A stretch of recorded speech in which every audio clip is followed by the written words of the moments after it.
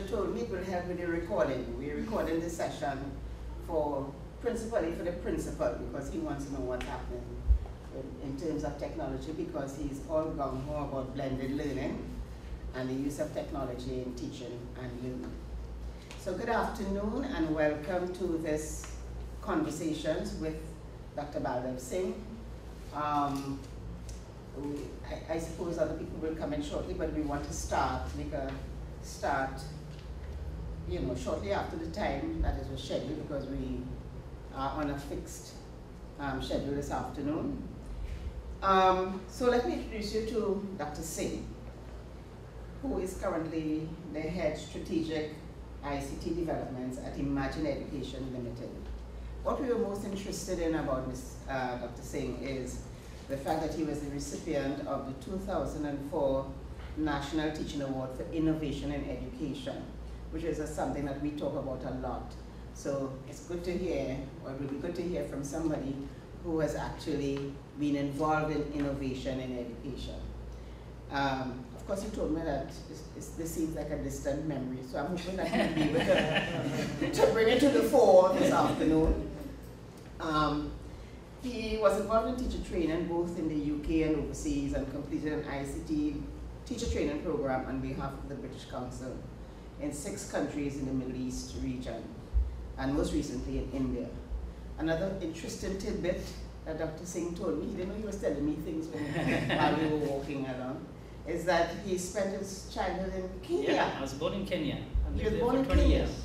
And I thought that was very interesting, and he found that, what he was seeing here reminded him of his childhood. So I'm hoping that augurs well for us, and he would have a really wonderful time while he is here. I'm not going to read out all the things about him, because you will hear that tomorrow when you come to the UWI Guardian Night, when I really have to introduce him to everybody. So let's leave it at that for now. Is that okay? That's excellent. Thank you. All right, and we'll engage in some conversations. Now, of course, conversations is going to be interactive, so if you have any questions, don't be afraid to ask him. The more we talk, the better. Sure. Thank you. All right. Thank you very much, madam. Thank you. Yes, please are on the floor. Okay. Excellent. Thank you.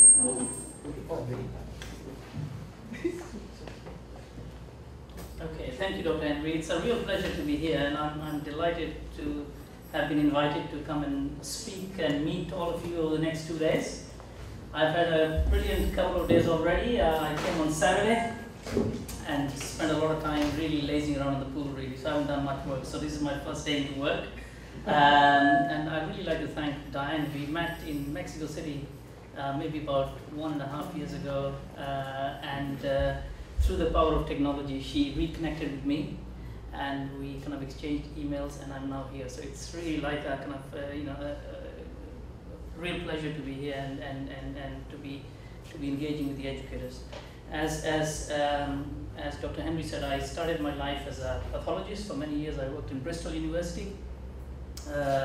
My specialism is cancer. I was interested in cancer research for many years, and then focused my sort of attention towards looking at technology and how technology can support learning, because that's kind of the main thing, really. The bottom line is, how can we improve learning, and technology is a great enabler.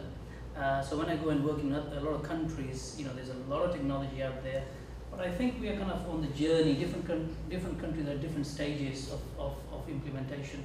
Some countries, I think we're all kind of struggling. Basically, the bottom line is, I think we haven't really unleashed the full kind of potential of technology, maybe because of a number of things: access, infrastructure, training. So all these things, and I think when we also, I'm seeing a lot of young people as well coming to the profession.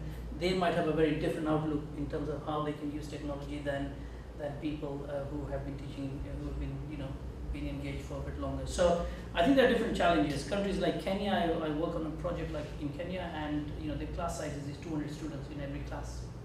So in those type of situations, you can only kind of really engage in a kind of very didactic way. There is very little chance to do group work. But in a project in one of the slums I'm working in, the only thing we gave the teacher was a laptop and a projector. and that transformed his classroom. Because actually the sort of things he could do, and we gave him, if you remember the Encarta CDs, if you remember those, kind of, you know, yes, which now you can get them free, you can download the whole Encarta sort of, you know, and we gave them that, and that kind of transformed the lives of the young people. So technology can enable a lot of amazing things to happen, and I've been primarily focused around working in the Middle East and in the Far East, really looking at how technology can transform learning. I think currently what it's doing is replacing some things which we do well anyway. So when you ask teachers, you know, show me your, you know, I'm going to come and inspect you next week and I want you to use technology. You know what traditionally most of them do? They pick something they teach they're really good at anyway without technology, and they try to use technology for that. And when you then measure the impact of what that has been, it is zero. Because the impact, they're good, they don't need a computer to do something they're doing anyway, they're good at. So when you start measuring the impact of that, it's not great. And that's why I think that's at the core of a lot of things. The design or the start of the journey is where should you start using technology. And I'm sure you've heard this all the time, you know, the choice to use technology. I was in a large school, and I used to control a pot of money and allocate people, you know, different funds. And I sort of, when they came and asked for funds, I said, please identify for me 5 topics which you currently find difficult to teach. And they would sort of, you know, and then say, how do you think you're going to use the tools you're asking for? So for me, as a very simple way, was getting them to think of things they're finding difficult. So if you're teaching maths and you're very good at algebra, then you probably don't need to use technology. If it's a 9 out of 10 lesson, that's a good lesson. Okay? So I say, if it's a 9 out of 10 lesson on a scale of 10, 10 is brilliant. So if I gauge that it be a 9 out of 10 lesson, I actually don't think technology is going to make any difference there. If it's a 7 out of 10 lesson, then I think it could probably do something. If it's a 4 out of 10 lesson, it's not going to help you there either, because something is inherently wrong. Maybe the planning, maybe the classroom, how you're managing the dynamics. So all these things, I think, are important in terms of when we are thinking about blended learning. Blended learning, I strongly believe, is probably where a lot of power still. You can benefit from a lot of blended learning. E-learning, pure e-learning, or what we call kind of distance learning, is also very powerful. But the purpose of that has to be defined. What is the purpose of that kind of distance learning? I sort of say to people that, you know, if you're designing a course, so if you're designing a course, so you'll have a component of blended learning. You might have a component of just purely virtual learning or e-learning component. You might have a mix of that. So I always sort of say to people, you know, currently I'm working with the Lebanese University, and we're trying to create a master's course for them. And they obviously have a skills shortage, a master's course in education technology. They have a skills shortage in certain units. They don't have lecturers who are skilled on teaching some of those. So what we've decided to do with them was, we said, what we'll do for you is to create 2-hour knowledge acquisition pieces where we will design them by someone who's an expert on games in education, for example. So students could go on there, they could log on, and they could actually listen to an expert on games in education. So this is what they're going to do for the next 1 month. But they've done a knowledge acquisition piece. So the knowledge acquisition piece is important, but then I think where real learning kind of sometimes happens is that kind of blended mode. Now, learning environments, which I'm sure there are many, and you're probably using one of that in your own systems. You know, you've got Moodle, you've got, you know, it doesn't matter what they are. Traditionally, I mean, when I'm looking at globally, we have struggled using them.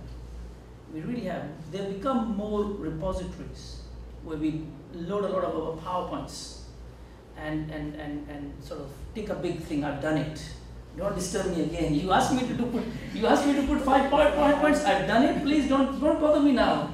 You know, I've done it. So I think it's not globally. This is what I'm seeing around the world. Okay, and if you think of it, most of us, and it's changing. In the UK, for example, you know, I taught in the university. We don't actually go through any teacher training ourselves. You know, if you're a PhD, you're good enough. I'm ready. You're gonna have to listen to me. Yeah, and I think they're gonna teach the principles of teaching and learning are more powerful at K-12 level in UK. Certainly, I can tell you that much.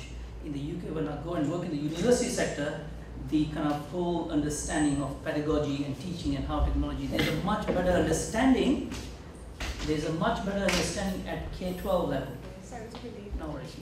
There's a much stronger understanding of K-12 level Now, I don't know if it's any different here, but certainly we have had more investment, more thinking, because, and universities are now starting to do that. Now universities are saying, actually, what we want to do is we want to kind of really engage lecturers. Even though you might have a PhD in biophysics, it doesn't mean you're actually a very strong person to teach biophysics to other people. Dissemination is still an art. You know, how do you do that? Now, we traditionally have, so this is kind of where I think blended learning offers itself opportunities, but also challenges. So I think there are a couple of things. So I kind of, you know, this is something for you to think. If I asked you, if I said to you blended learning, what are the 5 things which come in your head? What are the 5 things you're thinking about? So I'm going to reflect on that. I'm going to give you a minute each, and I'm going to pick on a couple of people who I think are kind of dozing off. Okay, so don't think I'm going to let you off. So can you just reflect when I say blended learning? Is it, what is it? What does that mean to you? Anything? 5 things you can think of.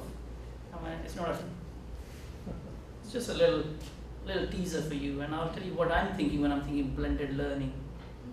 The use of electronic material.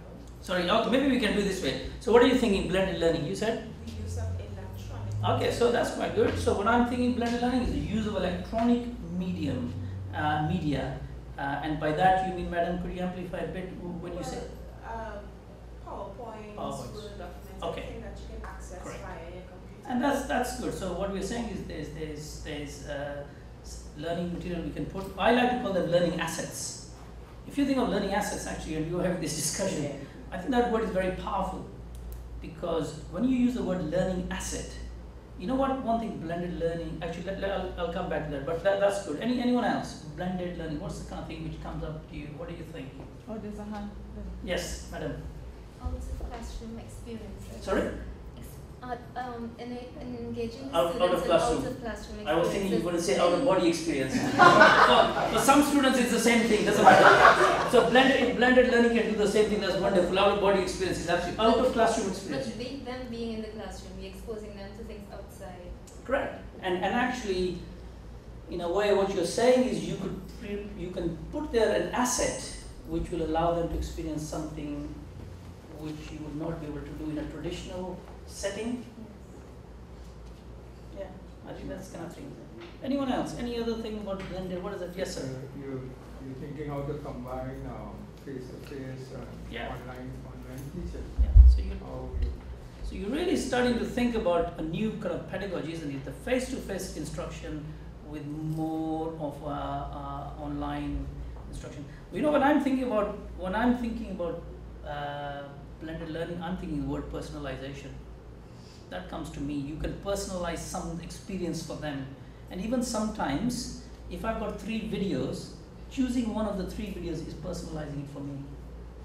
So if I go on an online course and you put 3 videos, rather than if I'm standing here, I'm going to show you 1 video and you're all going to watch it whether you like it or not, right? Whether that helps you. I'm going to put 3 videos up there.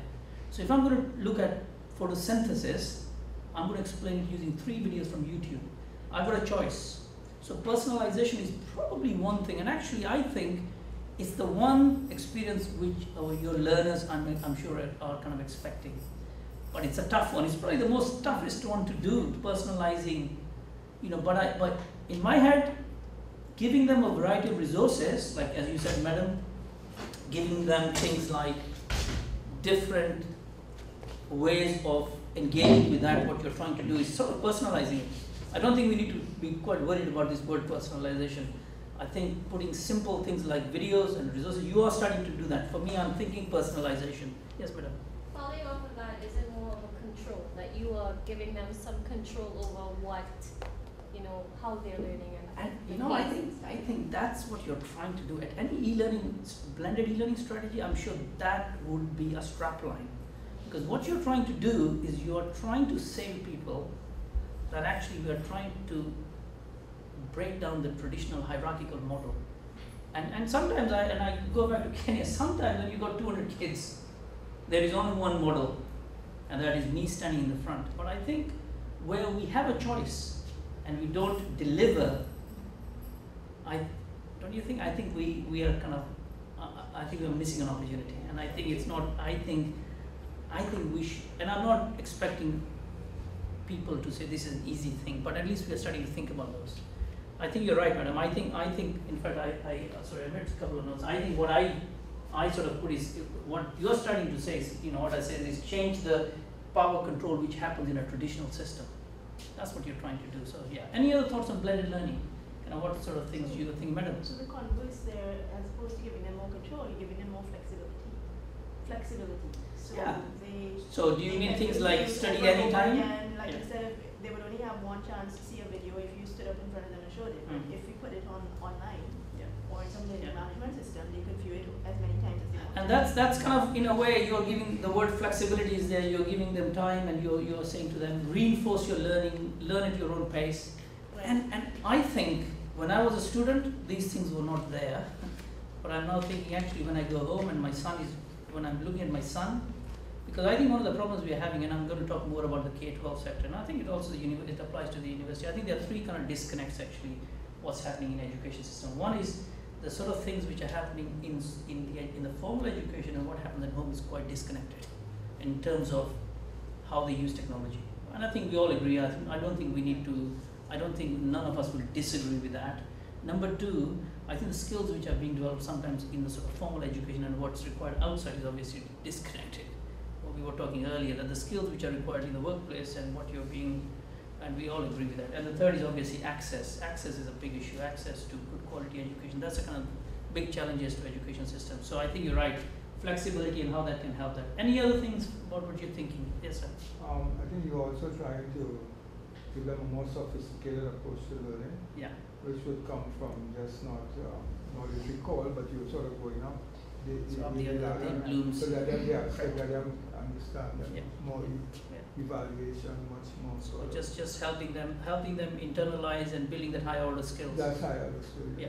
So absolutely right. So when when I'm thinking about blended learning, I'm also thinking about collaboration. I'm thinking, actually, if your blended learning model is just another PowerPoint up there, it's actually failed miserably. But if your blended learning model is a PowerPoint where you have to put in a comment and other people can look at your comment and that's kind of more collaboration. So for me, putting PowerPoint is fine, but if I've got, look at that. How many of you use, when you're using Facebook, the thing which drives Facebook is not the fact that what drives it is when people sort of give you some feedback.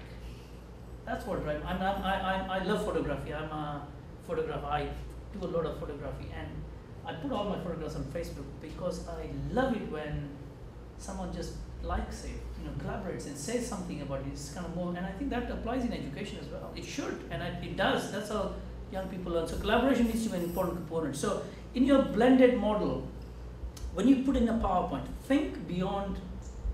Is it just? How are they going to? Is there any collaboration opportunities?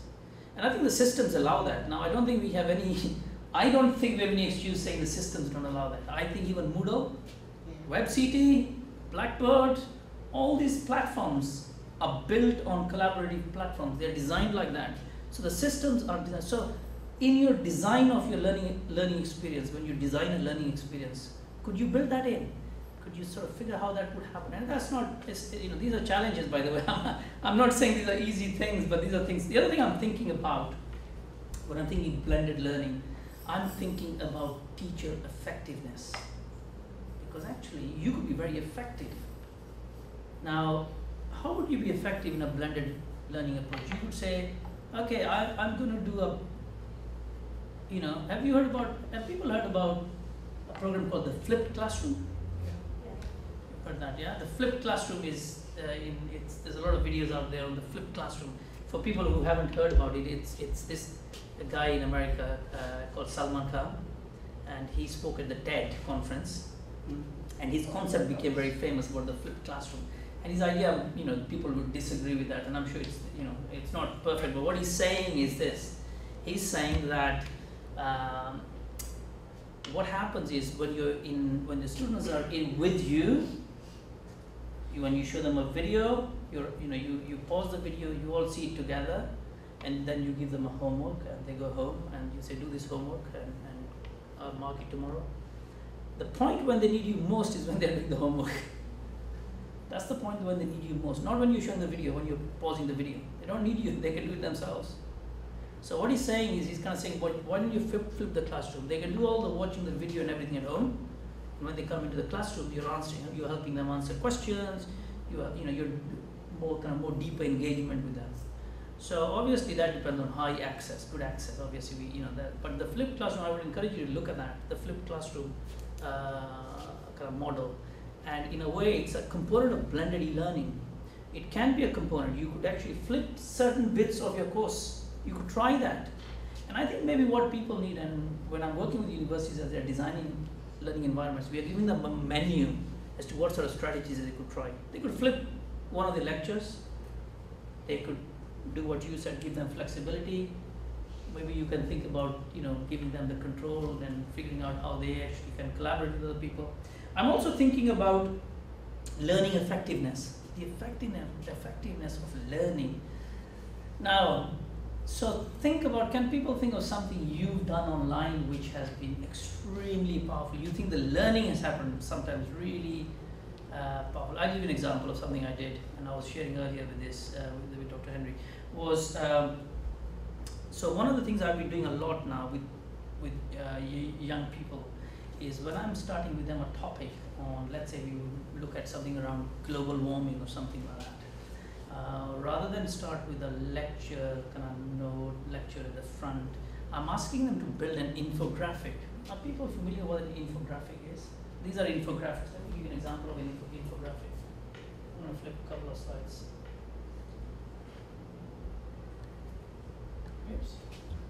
So I'm just going to skip it because you might see some of this tomorrow. There. These are infographics. These are infographics. Look at that, that's an infographic. Yeah? So this might be something around world population. You get them to do this. Now, one of the things I was sort of thinking, this is like a concept map in a way, isn't it? Kind of similar, right? So I'm getting young people to create an infographic. So we give them a theme and they do this. And now infographics are actually becoming powerful. This one is another one. Okay. They can become very kind of, this one is something to do with, this was done by someone around swine flu, I think, or maybe not. Anyway, it's something, you get the idea what they're trying to do here. There's another one? No. Okay, that's another infographic. Okay, now when you look at these infographics, okay, and you ask a student to produce an infographic, I can, believe you me, it will take them hours to do this. This is pure knowledge building for them. The kind of skill we are saying, a 21st century skill, knowledge building. Now, what happens if you ask your students, when you start one of your modules, to produce an infographic on something, or if you're putting something on your Blender, on your Moodle environment, you could sort of create something like this, but you get an idea about, now you can log online, go and type online, infographic software. You can download free software to help you create an infographic. Okay, you can actually do it for you. You just bung in something and say click, it wraps up and produces. Obviously, you've got to think. Now, when you think of it, this is a powerful kind of way of how I think certain things could work. So I'm thinking about learning effectiveness. So producing an infographic could be very effective for the learner. Yeah. Is that software free? Sorry. So there are some free softwares and which you can access. So you just if you just go online and do that, you download them for free. Okay, so I was gonna, and the last one I think I was gonna talk about blended, when I'm talking about e-learning, blended learning, I'm thinking about learning styles. I'm thinking about how children learn and how young people learn. And some of them learn through PowerPoint, some of them would learn through video, some of them would learn through just audio, like a podcast.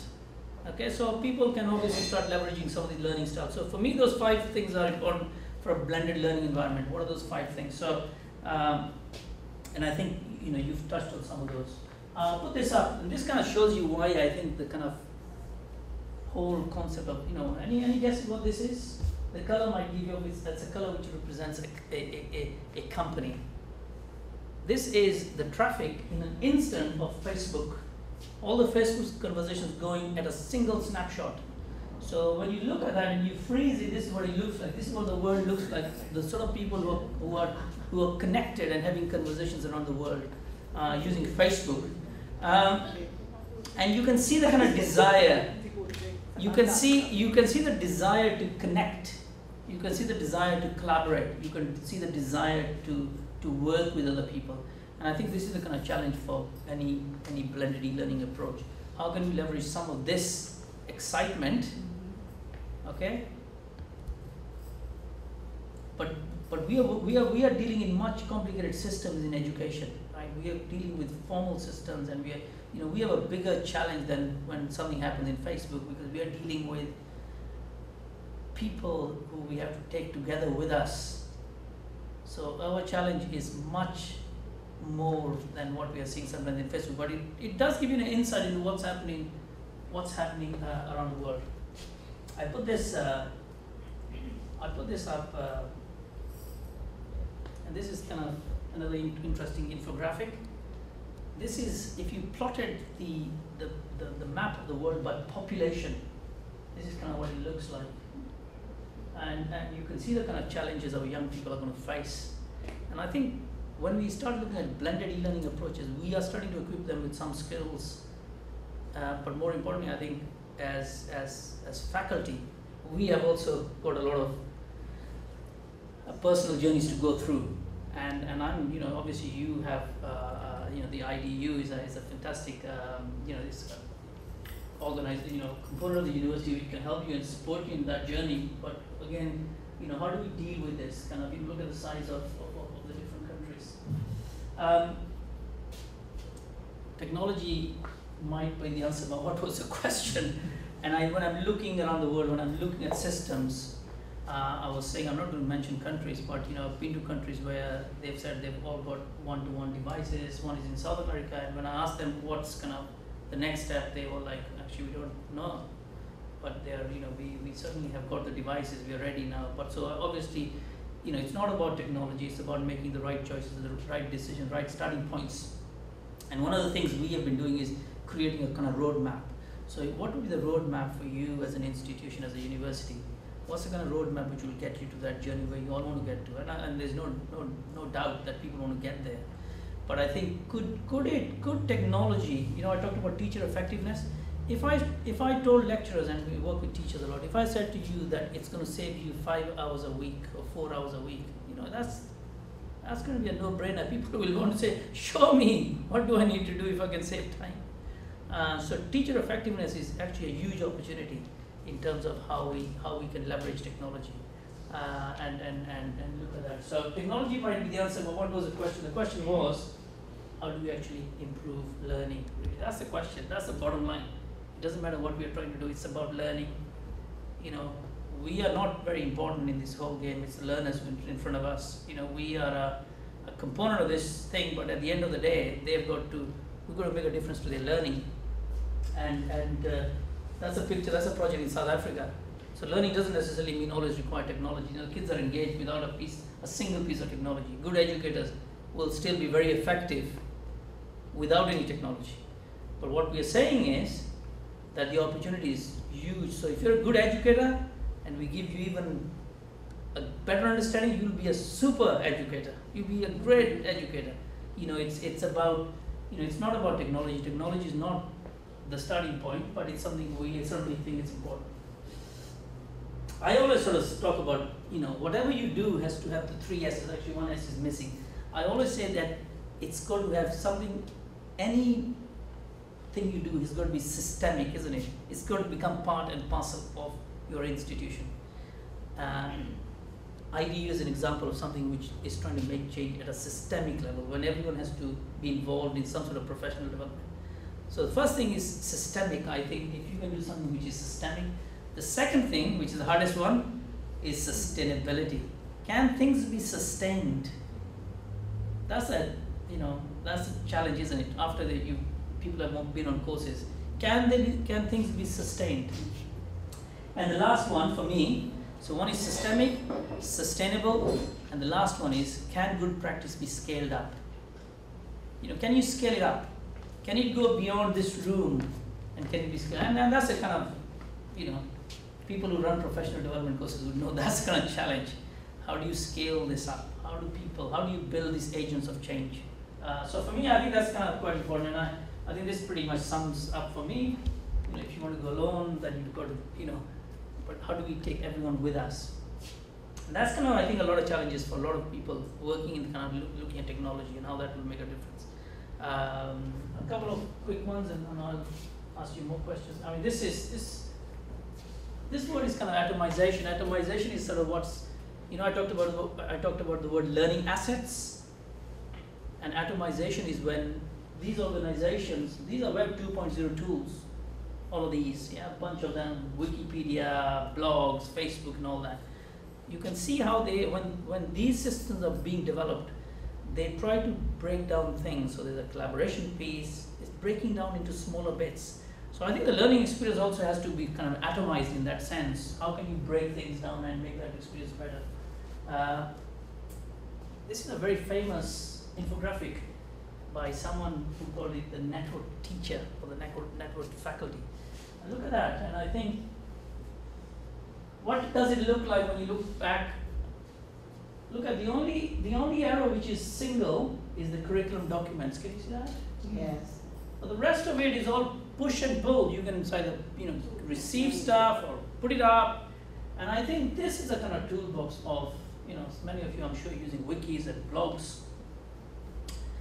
But are you using it in a way which is kind of more sustainable, or is it a one-off? All those questions we're starting to answer. So I think this is important for me as well. This for me is what a hyper-connected learner looks like today. You know, the young people we work with, the people who are sitting in front of you, you know, that's kind of it's a crazy map, but that's kind of what they potentially could be experiencing. Yeah. So you're there, and I'm sure many of you in your own personal lives kind of work like that. And the one thing we were saying, that blended e-learning. Why is blended learning, or why is e-learning very difficult for us in a very traditional way? Because we've always taught things in a very linear way. If you think of it, we always done things in a linear way. But the young people work in a very non-linear way. And when we are designing e-learning courses or blended e-learning courses, we still use the same thinking that it has to be a linear way. It hurts us when kids start interacting in a non-linear way. It hurts us a lot, okay? Because that's not how we used to. We want them to do chapter 1 before they go to chapter 2. You must do that quiz before you go next to actually, but that's not how they want to engage with. So I think kind of letting go and realizing what the kind of opportunity is, it's tough. But this is how young people will engage. I mean, look at that. So you could go into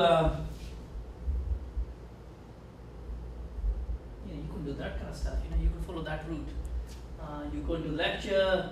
You go and look at a community. You then go into a sort of, you know, outside the classroom, MIT, maybe they have a chemistry club.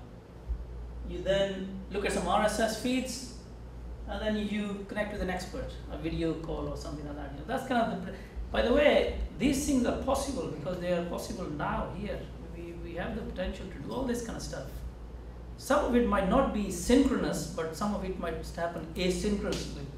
You could put some of these videos, but some of the stuff is possible on Skype. People use Skype, I'm sure, in their own personal life, so they know the potential is there. So it's a matter of kind of working out how this helps you as an educator. So, you know, this is when people look at this map, it can drive you a bit mad. I think, you know, this is kind of quite powerful and what the potential is. So, this is a challenge for us. I think this is where we are whenever we are designing any learning blended system or any e-learning system. We've got what I call today's ways to teach and learn on the left.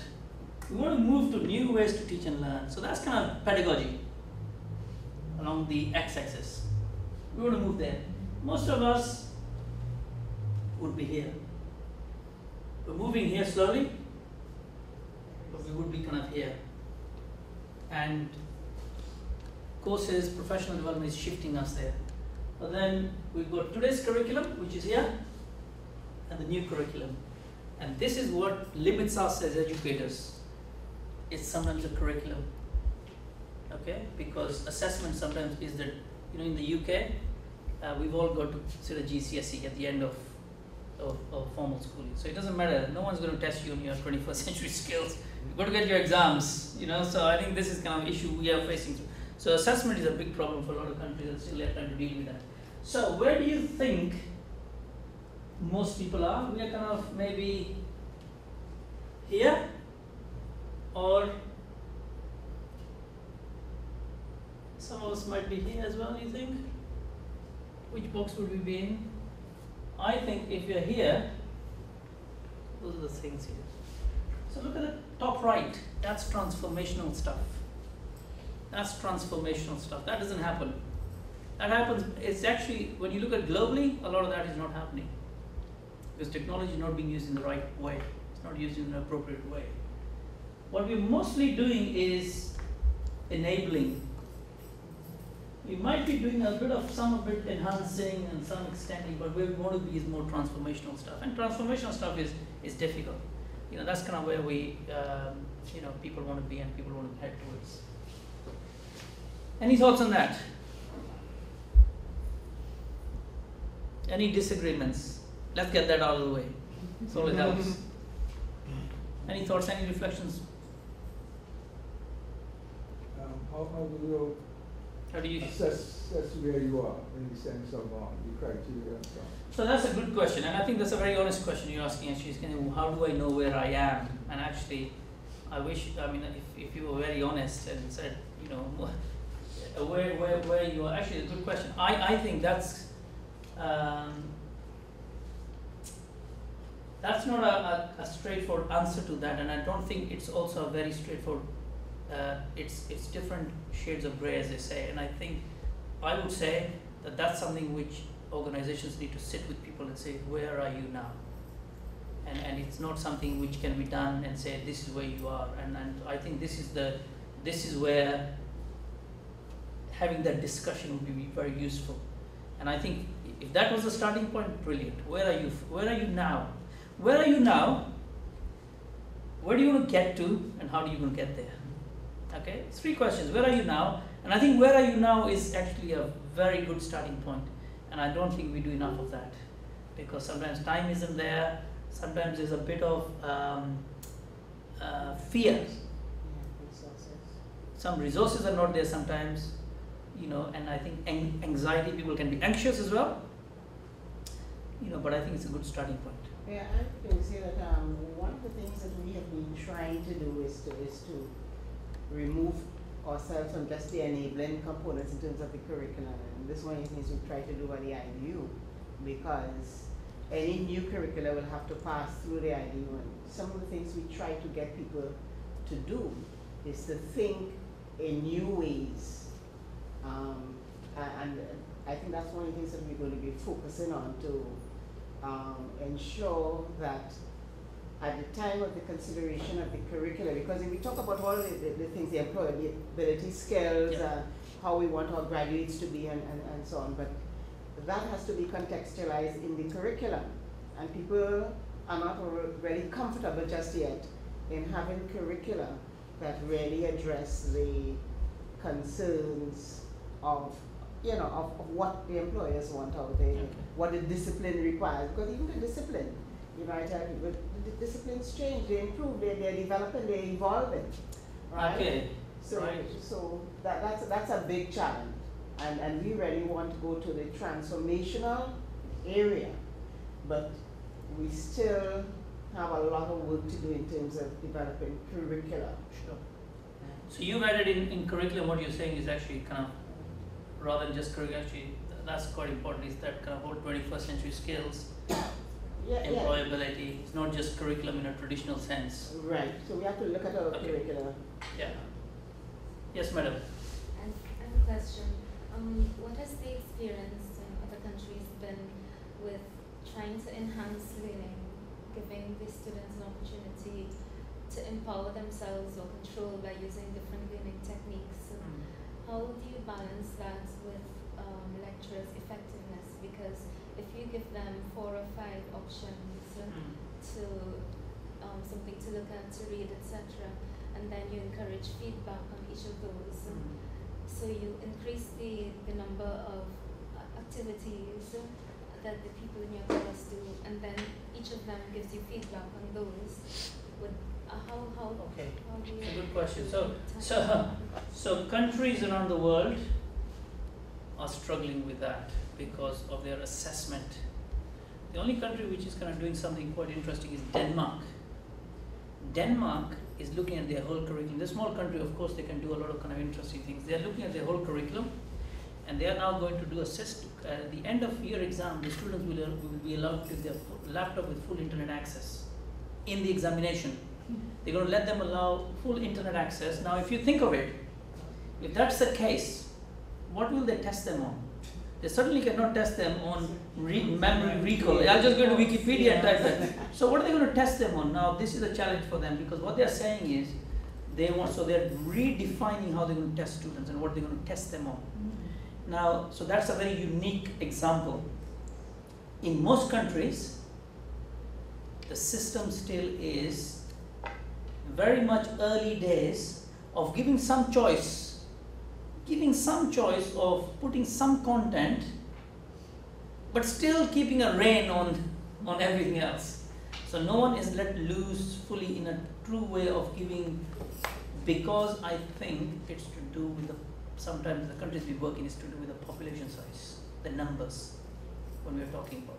But when the numbers in the classrooms are small, we have seen that in Finland or in Iceland, we are seeing something quite unique.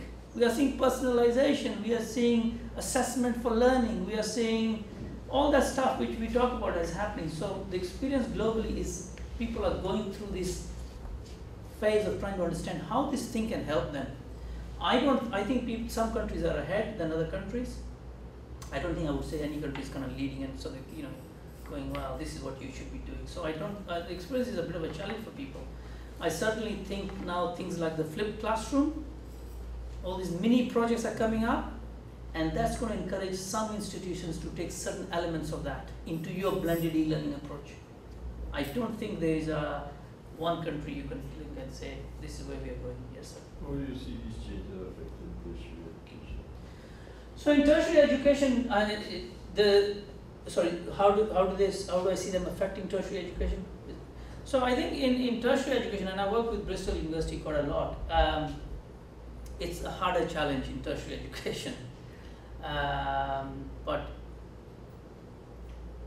it's because of just the way the system has been set up in terms of teacher training and how people have come into tertiary education.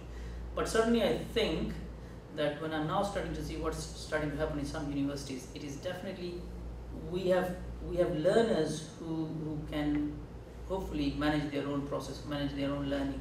So if you think of it, in secondary school, we should be struggling with. When we come to tertiary education, we have a much of a better opportunity to try out these things. So I think in tertiary education, I think the opportunity is huge. I think it's huge in terms of what it can do. It can transform things. Now, we were also talking earlier, in tertiary education, where it's going to make the biggest difference is the numbers. Now, I certainly know this university has grown in size from 8,000 to, whatever the new size is. So how are you going to deal with those big numbers? You are going to have to embrace some of these kind of changes and some of these approaches. Otherwise, I think the quality is going to decline. If the numbers are going to increase, the numbers are going to carry on increasing. I don't think the point is going to come when the numbers are, people are going to say numbers are decreasing. Numbers are going to carry on increasing. And the one way to maintain the quality of teaching, or a tool which will help to maintain that, or a strategy you could employ is going to be sort of, an e-learning strategy. But the numbers are not increasing evenly throughout the world. Like, for instance, I've heard that in Greece and in Egypt, the numbers have been increasing. So they have and when you go to some of these countries, numbers are increasing. When you go into the system, you are seeing that the quality of education, sometimes the quality of teaching isn't great. And I think because they're dealing with the numbers, they're trying the same approaches, and you've got to do. And I always say to people, do the same thing, carry on following it, you get the same results. And I think people have got to start looking at things differently. And I think it's not about technology, by the way. Technology is not going to be the only thing which is going to save everyone, but it's a component which people have to look at. I have a thing about tertiary level is not only about education, it's also about certification. Correct. So people come to university very often primarily for certification rather than education, especially if at the secondary level they are being taught to be responsible for their own education and to be proactive and so this. At tertiary level they also be taught that and so on. If they come for certification, you know, how do you think that the impact of less expensive certification is going to impact on universities? In other words, if people could get their learning outside of the university campus, right? Do you see that happening? So it's interesting what you're saying. So I'm starting. Okay, so for example, I don't know if you know MIT OpenCourseware. Are people familiar with that? So it's kind of opened up their stuff. So that's what you're talking about. So they've kind of opened up, and we've got probably 3 million students enrolled on that from India. So obviously, there is a kind of opportunity for some of them. But I think one of the things which is starting to happen now a lot is in the pathway to get that certification. What is your experience? Okay, the certification is the end point, but it's not the end and all. What are the skills you're developing? We were saying earlier, I'm sure there are a lot of graduates who can get certified, but actually cannot even operate maybe 2 days in a job. So certification is not going to be the dynamics is going to change. It's already changing. In the UK, graduates are not getting jobs because they don't have some of the skills. So it's now no longer about certification, it's what experience you're going to go through as you go towards that certification. So I agree with you that all these kind of courses are starting to open up, and people are starting to say, I can get a certificate from there. I think what's now going to start biting back is not just the certification, it's the skills they have. We certainly know a lot of graduates who are struggling to do very basic things, and I'm sure you know, you've heard these stories, to do some very basic skills which they need. So, these online courses are things we need to look at within your institution to make learning more effective, teachers to become more effective, and learning to become more effective. And once that's kind of what we should be thinking about in terms of the blended e-learning approach. And then I think everything should take care of itself for sure. But I know what you're saying about the sort of availability of courses out there. So I mean, I kind of I always put this up here. Where do you think most of us work? So this is kind of a discussion point. So student output could be certification. Yeah. This is teacher input. Where do you think most of you work? Which sort of quadrant? Top right, bottom right, top left, bottom left. I'll tell you where I work most of my life. Where do you think most people work? Most of us, I can assure you, work on the top left. Top right, I beg your pardon there. Top right. We put a lot of effort, so that they can get the certificate, that grades.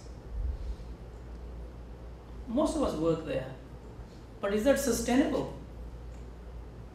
I taught for 10 years and I looked at my beard. My face something was going wrong. I was not right. I was working. I was just every year, my drive to get my students to pass. That's not the joy of teaching. If that was all I was going to do, then that was not what I want to do. I don't want to be doing every year, every day marking books, and they get the certificates and I go to 80%. That's not what teaching and learning is about. I don't want to do that. What I want to be working on is the top left probably. I want to be working there. By low, I don't mean low in quality, I mean kind of being smarter. I want to be working there, and that's why I think kind of blended e-learning models help me. And since I started thinking, and I call this session or sessions like this kind of orientation sessions. Once you get a bit of orientation, things will start making sense to you and you go on further courses. You will start shifting from the top right to the top left. Unfortunately, most of us, the drive is still to keep getting the grades, and we have a lot of pressure to get the grades and the certification through. So obviously, that's the challenge. Now, any other thoughts on that? I mean, blended e-learning is about that. I think it's kind of shifting. It's about shifting to the left there, top left. We're going to be shifting there. Yeah? are you in a concrete sense suggesting that there's less time will be needed for teaching and probably more time available for research? So you say the input will be less. So okay. So what I was meaning by that was, so I wouldn't necessarily be standing and lecturing all the time. A lot of stuff could be put online, which I don't mean. That's what I kind of in my head. By low teacher input. Yeah. You mean okay? So which means you have more time. So you have more time, and So that time should be used for something else, don't you? So good question. Yeah, good question. That's a good question. I'm not suggesting we have more coffee breaks, but or as in Middle East, I did a course once in Middle East, and I said have a break, and then no one came after about 1.5 hours. They'd gone for a cigarette break, and no one came. And then I realized you got to be it doesn't mean break, doesn't mean So I think what it means. I think so. You're absolutely right. It frees a bit of your time. So the question is, what do you do with that time? I think actually what you're doing is, you said, do I use that for more research? Do I kind of plan better? Do I become more, and what you're saying is, how much time do we get for planning if you think of it? Actually, it's kind of sometimes, and I can only talk about the K-12 experience, teachers are sort of flat out planning, and actually sometimes the thought process isn't going into the planning. So you actually, absolutely right, it's actually freeing your time to do a bit more quality, whether it's kind of research, whether it's kind of planning, whatever it is, it will free you up. And does any blended e-learning courses help you to do that? The thing about it is, it might in the long run allow you to move from high to low. Correct. But to move from the transition from where you were before to a new system, it would involve a lot of time with the high. It's a lot, to make that change involves a lot. And you're right, sir. Making that change requires resources. It requires resources can mean people, money. It's not an easy journey. And I don't think when I put this up, I'm just saying this is just a kind of food for thought, really. And you've given me a very different perspective. What do I do with that time? How do we leverage that extra time I have? And I'll be so glad if you get to that position that you're thinking like that, and you actually physically have that extra time. That would be wonderful.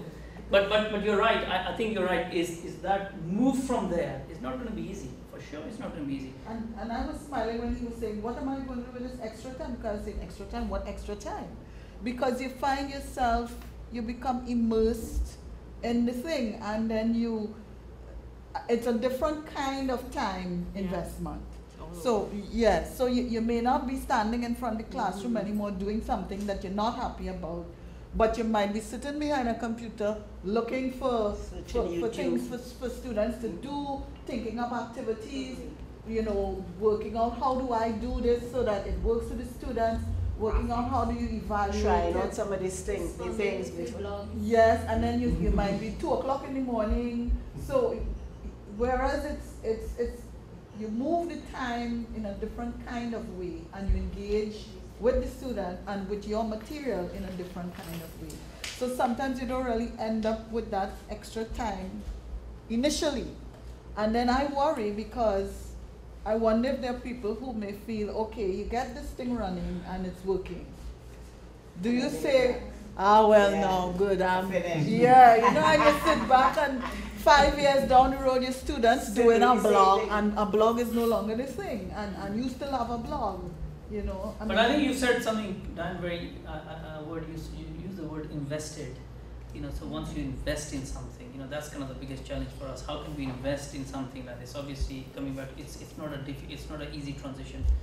And Madam, you said something like, if you have time, and actually that's a really powerful thing. You said, if I have time, I probably have more time to respond to people on blogs. Actually, now that's kind of moving into new ways to teach. Because actually, to respond to other people's blogs and engage with your students' blogs requires time. If you don't have the time, how are you going to do them? You might tell them, set up blogs, but actually, after a while, they're going, who's looking at these blogs? No one's looking at these blogs. I'm the only one on this forum saying, hello, anyone there?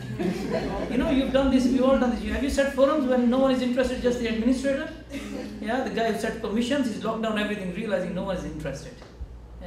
So it's the same kind of thing. You said something quite interesting. You get more time, then suddenly you go on a workshop which is to do with blogs, for example, and you realize, actually, this blog thing is quite good. So I didn't realize I could respond to people. So these kind of whole approaches, they are a jigsaw puzzle which have to be put together at the same time. But I think these puzzle pieces will come, they're being revealed at certain points as as an institution goes through a strategy. And I think going back to you about, I have more time to write on the blogs. I think is important because a lot of teachers encourage people to do blogs, but actually then very little interact. And so I think that's. And the top right is tricky. The top right is where by default we all work. Would you agree with that? The top right, high input, exams, medal. Mine is a separate question now. Sure. Finish your sentence. You carry on. You ask your question. Okay. One of the issues for me, because my class is doubled, more than doubled, and you were talking about how you feel each year going back to teach and kind of feel less evangelical year after year. And one of the issues for me is when my class was much smaller, say 50, I could get to know them personally, and that was so much more. That gave me so much more, drive. Whereas now when it's like 100, let's say, I just. It's like a sea of faces, and I don't develop the relationship. So I'm just wondering if you have any suggestions specifically. I know you're talking about learning per se, but for me, so much of the learning, their investment and my investment comes through the relationship we were able to form. Yeah. And I see that with the students I had 5-6 years ago as opposed to the students now. Yeah. Any advice for how some of these? So I think the situation you're describing is increasingly a situation which is happening around the world in classrooms around the world. Okay, and it's going to carry on getting even more of an issue. Now this is why I think increasingly, this whole kind of debate and discussion around leveraging technology has become increasingly. It's not a thing we should discuss just because it's a good thing to discuss. It's now become an essential thing because it's actually going to start. You're going to start because you're interested in maintaining the quality of the learning. You want to do that. That's what you want to do. You want to maintain, but you also now know that actually if I move from 25, 30 to 100, you know that without goodwill, the quality, something's going to have to sort of, either decrease because, you cannot carry maintain that. So I think my advice would really be, because physically you cannot keep those relationships knowing the students. So the only way I think is to start looking at, the best thing I think is kind of looking at Web 2.0 tools really, and figuring out how they can support you to kind of manage this kind of, because what you want to do is you had this, sort of one-to-many, you could do this one-to-many link with them, but now you've lost that. So I think I think technology could be a way for you to maintain that. That's probably your only kind of. Yeah, I'm torn. I don't really need a one-to-many. I need the many-to-one. Yeah. But I also want tenure. Yeah. So I'm torn between the investment. I'm just being real. Yeah. Well, it's an investment, right? That requires the sacrifice of other things as much as you love your students. Yeah. So it's a real dilemma between how much time do you spend. You had that 2 hours when you could get to know their needs in the classroom, but when you can't, then you have to spend that time either conversations over Facebook or various other tools, and that's extra time just around relationships. I think the only thing, and I cannot talk, your numbers are, I tell you in a very simple example, and it might be, but that was only only 1,000-person classes or anything. No, this was, so what the teacher came to me, this was in a college, and he said, I want to kind of look at new ways, and I want to kind of engage them. I've got classrooms which are demotivated, but I don't have a laptop in my classroom because I'm nervous. If the laptops don't start, I'm not very confident and all that kind of stuff. The interactive whiteboard is not calibrated. I'm writing stuff is writing on that side, so stuff like that. So we sort of worked with him. I worked with him, and I kind of said, okay, what I can help you. We bought a MP3 recorder. I don't know if you've seen one of these MP3 recorders, which are a memory stick as well. You can plug it in and you can record into it. And we sort of said, okay, what you do is. So I'll come into my lecture. I've got a series of 10 lectures to go through. I'll come and do my first lecture and my second lecture and my third lecture. Well, the first lecture I will sort of say to Dr. Henry, at the end of this lesson, I'm going to give you the MP3 recorder and you've got to summarize my lecture in a 1-minute thing. But don't do it in the classroom. Go home and do it, and then at the end you've got to give it to me. And the next time I passed it over to here, and we passed it around, and the students all made a recording of each lesson, and they more or less put it onto a 1 minute. And we specifically asked them to do not more than 1 minute. And we said that the best best summary was put on the college's internet as a sort of hall of fame. So, it transformed that classroom, and actually the teacher suddenly saw these new ways, and I think he started working definitely on the left hand corner there by using something like an MP3 recorder. And even though he could not engage with all the classrooms, just by the students handing in the MP3 recorder, they felt there was some connection. The student was doing it for the teacher, for the lecturer. So as an MP3 recorder, as a very simple strategy, it did work and transform the classroom. But I think it's just kind of one example of a very small, I mean, they had about 35 students. So that's kind of one example. But I think there's no kind of, but I certainly think that the kind of blended e-learning approach is, as you get familiar with the tools, it's the way forward. What I would add to Gabriel's query there is one of the things that researchers see that you have to do as your classes get larger is to make them appear small. So yes, you can't do the same things that you did when you had 50, but the thing called groups and group leaders, so you can't connect with everybody, but having groups, and you have, let's say, you have 10 groups or 15 groups, so those 15 people you build that relationship with, and through them you connect to the other people. That's one way. As I say, of course, you won't be meeting with everybody, but you start networking and getting to know your students through knowing 2 or 3 very well.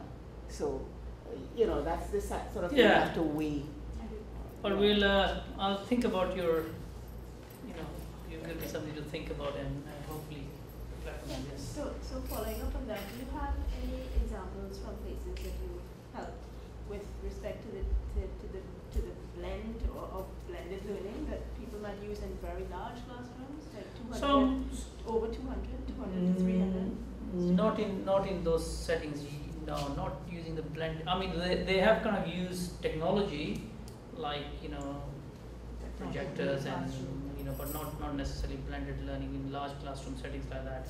So that's something which is obviously a challenge still. But obviously universities are working. Universities do use Moodle and Blackboards and all that kind of large systems, obviously. But I think sometimes the design of those are flawed. The design is flawed. This is an example here for me, actually. I don't know if people know this. This is a really good example. Are people familiar with this, the Hole in the Wall project? Kind of stuff like this. This guy, again, it's technology, how it can serve. This was in India where they just put a computer screen. Kids started learning themselves and teaching themselves how to use the browser. So obviously the potential is huge. So sometimes when we are thinking that, so I think putting the right tools can enable group learning to happen. What you're sort of. Right. For instance, where we talk about the PowerPoint, people put in the PowerPoint up and say they want to go to the class and read everything that's on the PowerPoint. People think that is a productive way of functioning. Well, it's not. And the concept that you had there of the flip, that flip idea, where if you put up the PowerPoint and you have the students, read it or whatever, and when they come into the class, whether it's 200 or whatever, have them in small groups of 4 or things working on building the information, during the class time. But I think one of the challenges we have is that we only see the lecture session as a session where the lecturer has to stand up in front of the class and deliver something.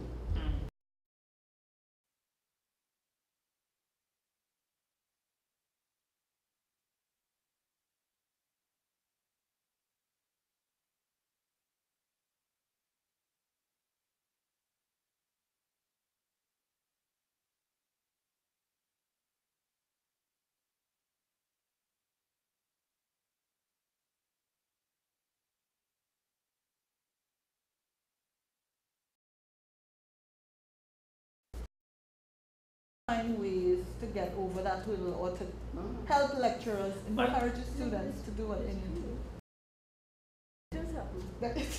So I mean, yes, because you give up the first time. The first time that they come in and they don't do it. Because they don't want to do the work. So the first time you come in, you give them the thing to do, and they say, "What do you do?" It stems down to, and I'll come back to you, madam. I think it stems down to one thing, and I think, and I'm just talking about experience in other countries where I worked in, what the reason is.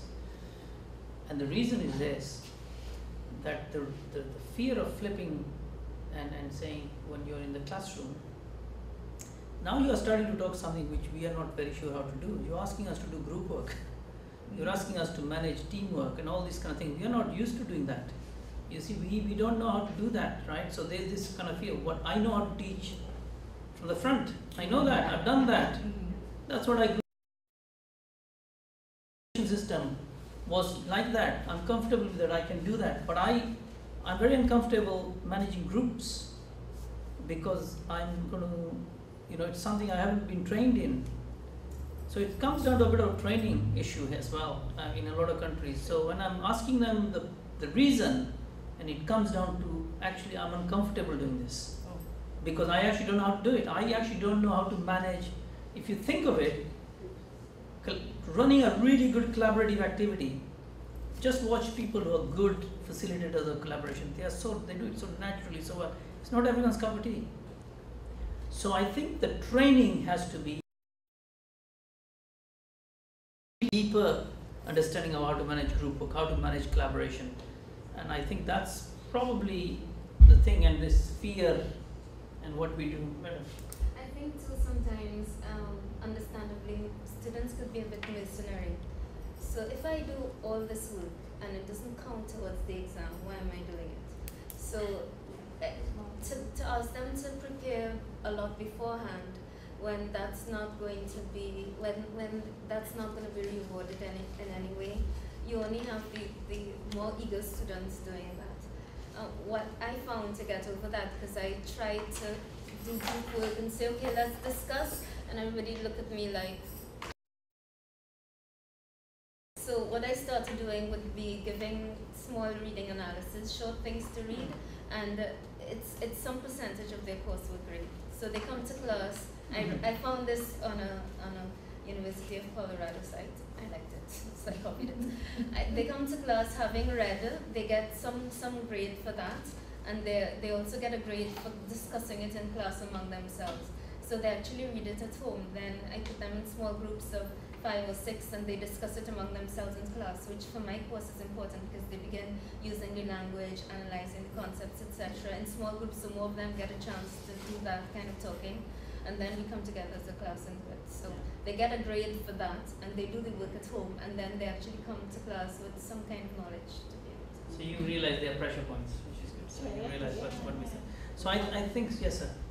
Yeah, I think to answer your question, what I'm hearing is that sage on the stage assumption that I'm the holder of knowledge and I have to spread it.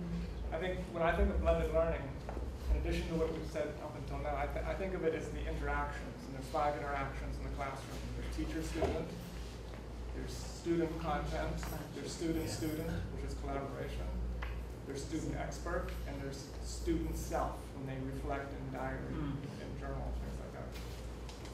And I think the question we have to ask ourselves is, which mode is the best for this particular piece of content best to be learned through? Student on content, or teacher, student, or reflection, or right? And let that drive your decision about which way to go. So it's making that, yeah, and I think you're right. It's making the right choice when to use the right kind of approach. What we said, when would you use technology at certain points? So I think I'm going to end here. I'm conscious of time, and I think it's been really good. And I thank you very much for being very open, being very direct, being very honest, and asking some really insightful questions. Because at the end of the day, these things are huge challenges. But I still think they're also opportunities. I still think they're great opportunities, which we have got to grasp. And I think any institution going through this strategy of a roadmap to what their blended learning environment looks like, I don't think anyone's got it right, but I think now we can learn from mistakes made by other people, the chance to think actually what could we do actually make it even better. So I think we don't need to go through so we can do a bit of leapfrogging, as they call it. We don't need to go through the same process again, make the same mistakes.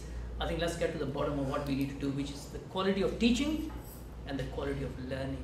Really, that's what we're interested in, and I'm sure you all are. So thank you very much for your attention. Thank you. Thank you very much, Dr. Singh, and I guess tomorrow we'll hear the rest. You will hear the rest. You might see a few slides repeated, but I'm sure you will not. Okay. Thank you. All right, so thank you very much, and thank you.